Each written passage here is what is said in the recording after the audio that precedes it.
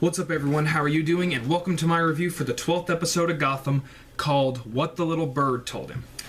Now, this, as I've said, I have liked every single episode of Gotham. This was another good episode. This one has to do more with Falcone and with the prisoner that escaped. I cannot remember his last name, but his first name is Jack. I know that. And basically doing the whole electricity thing. And there was a big thing on Facebook about how they were possibly promoting him to be the electrocutioner. And when I talked with my friends about it, they're like, nah, that's just, don't worry about it. But then the Enigma in this episode brought in that they were calling him the electrocutioner. And I was like, I was right. They were calling him the electrocutioner. That was a pretty good way to have him the electrocutioner. The only disappointment was that he wasn't the fighter, which they were actually going to show him fight, but then we found out Gordon's a sore loser and he threw water on him. So yeah, there's that. But this one has to do more with Falcone and what with Fish has been planning to do this whole entire time. So she kidnaps Liza, and she's pretty much like, I'm going to finally take down Falcone, I'm going to strike. So what she does is she calls Falcone and says, we have Liza, no ransom, just wait for a phone call. And then Fish calls as her normal self, and she's like, I just want help. And then Falcone's like, yeah, stop playing, I know it's you. Just admit that it's you. And she's like, okay, it is me. And, she explains that she wants the business, and he already knows. But when she's talking about, like, why she's doing it, she basically tries to put it like there's a bunch of other people who would want to take him down. I'm doing it now so that way no one will... She's basically looking at it like she's... I kind of seem like she was saying it to protect him from having it done worse to him. So she's trying to justify her actions. So, with all that's going on, the Commissioner, which we finally see Commissioner Loeb, or as far as I know, this is the first time we have seen Commissioner Loeb. And I don't know if they're going to have him working with Falcone or Maroni. I mean, in the Gotham Year 1 animated movie, they had him corrupt, just like every other cop. But, he blames Gordon for all that's happened with Electrocutioner breaking out and all that stuff. So he's like, you got to let me catch him because I know what's going on. He's like, okay, you have 24 hours to catch him. And Bullock's going to help you too. Bullock doesn't really do that much in this episode. He's more like a standby character. He doesn't really do much in this episode. We do get some more build-up with Enigma and that person he's been hitting on. He gives her a cupcake with a bullet in it. Subtle. Women love cupcakes with ammo in it. Yeah. So when he tries to hit on her again, this guy comes in and he's like, look, you're creeping her out. She doesn't like you. You can leave. He makes a riddle and then she smiles. And as I was writing, I was starting to write because, like, when he said a riddle, she smiled a little bit, and I was like, huh, okay, maybe they'll do the thing that, like, where she was a little bit creeped out, but it's funny. And then when he started to leave, she was like, thank you. He's so creepy. She's not a nice person. That's not actually what I wrote, but I'm not going to say what I wrote. So there's a bunch of stuff that happens in this episode. One thing that I kind of thought was pointless to this episode was what they did with Barbara. It's kind of like what they have sometimes done with Selina Kyle, like have her just show up in one part of the episode, and even though it's they basically kind of made Selina a plot device in a couple episodes. I don't think Barbara was even a plot device in this episode. I think she was just there. But they show, like, her going to her parents, and her parents are... I see them as rich snobs, because, like, her parents aren't, oh, it's nice to see you, how have you been? They're like, oh, hi. Oh, you wanted to stay? Okay, you can stay a couple, 3 days. It's like that. It's like that kid in Breaking Bad. He wanted a place to stay, and his parents like, okay, you can stay a few days. It wasn't with welcoming arms, because they knew about his problem. I don't know what's up with Barbara's parents. Barbara's parents are just rich douches. I'll just put it that way. Rich douches. So with all that, with Electrocutioner and all that's going on, they find out that Electrocutioner had some people, and we discover the reason why he's broke out, or how he got sent to Arkham, was he planned it, and there was people that he worked with that turned him in. So, and we find out that the person is Maroni. So this whole episode, he's trying to get Maroni and kill him for turning him in. And we do get a little bit of the Electrocutioner from the Arkham Origins. He has this setup, like he has these gloves, and like they start sparking with electricity. But, you know, like I said, we find out Gordon's a sore loser, and he throws water on him, and it just diminishes it. I was like, aww. That's kind of like with how it was in Arkham Origins, like when they build up how the Electrocutioner is, and you're getting ready to fight him, and all you do is you punch him once, and then he's done. It's like with the Spider-Man 2 movie game, which that's actually my favorite movie video game. When you fight Mysterio, like they do this build up and how Mysterio is so smart and all this, and that's Joey Craft singing on the hall apparently. And when he's in the Speedy Mart, you just punch him one time and then that's it. So I was like, yeah. Aww.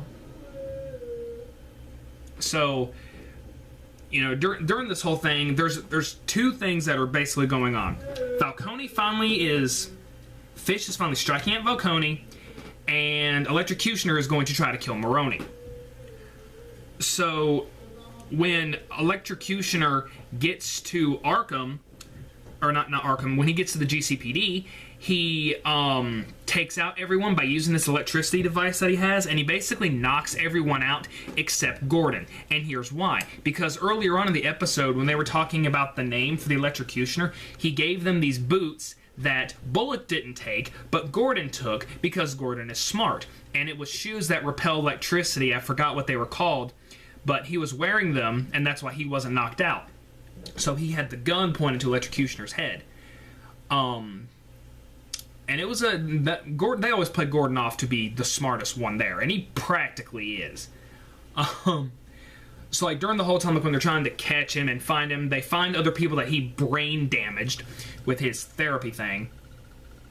And now, even though that this was going on, my favorite stuff in this episode was the stuff with Falcone.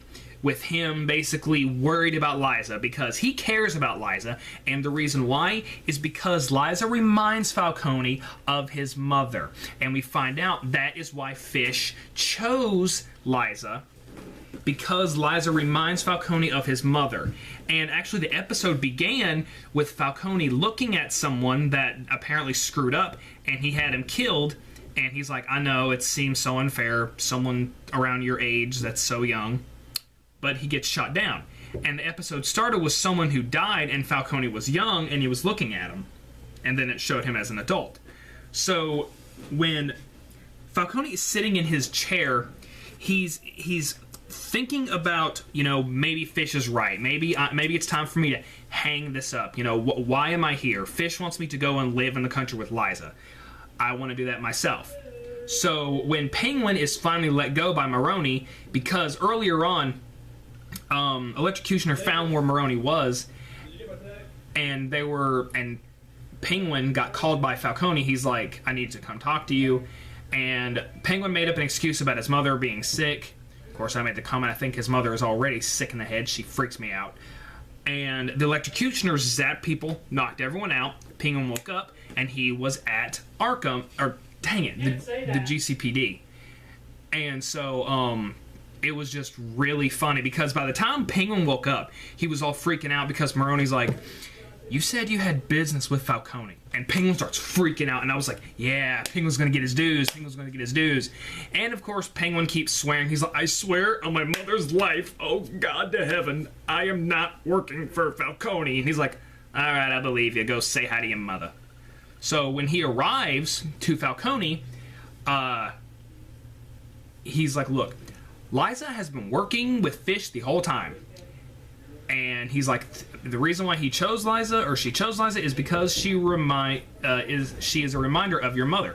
And first, he smacks Penguin in the face. He's like, no, you're a liar. But then, when things go down, he goes to Fish. And he's like, let me see Liza. Someone's acting like Godzilla out there. And he's like, how long have you known Fish? And she's like, I've just met her now. No, you haven't. You've known her this entire time. So, and then he's like, this little birdie told me. Penguin comes after all stuff that is said and done. Before anything goes down, he's like, I'm sorry that you had to get involved in this. I'm sure you're a nice, honest woman. And then he chokes her to death. And then I'm writing, oh gosh, he's killing her. Yep, she's dead. He is back. This means bad things! Exclamation point, exclamation point, exclamation point. And so, and only reason he is like this is because, one, he has Zaz there with him, and Zaz is like, come on, you can't believe what they're saying. You're Falcone, you're Marone Falcone. You own this town. You run things here. His name's not Marone. Thank you for the correction. Or Falcone. Don Falcone. There we go. He's Don Falcone. He basically runs Gotham with fear, which is true. So when Zaz says this, and after finding out this information, and after killing Liza, there's a bunch of these people that work for Falcone who are pointing guns at Fish, and he's like, don't bother calling for your men, they're already dead. So, and he says, I want to thank you, Fish, because if it wasn't for you, I probably would have left. But now you opened my eyes. I know why I'm here. You're going to be going away for a long time. And I was like, Fish is in so much trouble. And she is, because Falcone is back and he is angry. He took down Fish, or he's taking her somewhere, and Penguin gets righteous justice for Fish, for what Fish did to him at the beginning of the episode, or the beginning of the season, and he laughs at her. He's like, hello, Fish. And he's laughing. I was like, are they going to have him run that place and call it the Iceberg Lounge? Because that would be kind of funny. But now, earlier on, when everything was going on, the doctor from Arkham came to GCPD, and I was writing, are they going to make her Sarah? Now, I was asking him about this, and he said he didn't know much, but in Batman Year One, in the animated film, I don't know if this happened in the comic, I'd actually have to read it, he runs into another detective called Sarah. I forget what her last name is, but she's helping him track down the Batman. They have said that police officers and their partners get close. They got close. They had an affair while he was also, when Gordon was married to Barbara. They stopped the affair because Barbara was pregnant.